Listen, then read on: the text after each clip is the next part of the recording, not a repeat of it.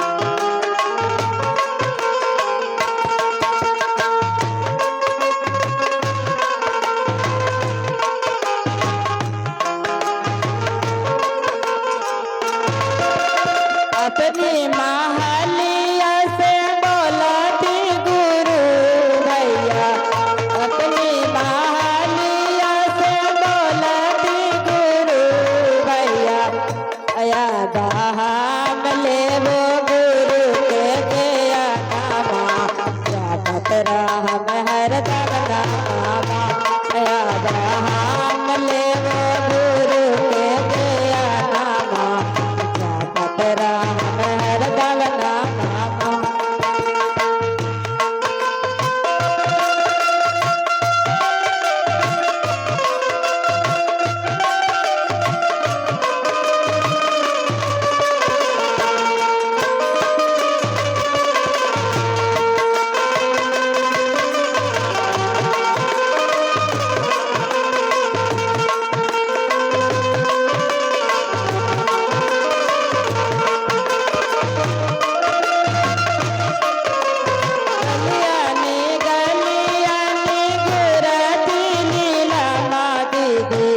गलिया ने गुरती लीला माँ दीदी यावा के लेवा गुरु के गया नामा जपत राम हरदम नामा यावा के लेवा गुरु के गया नामा जपत राम हरदम नामा।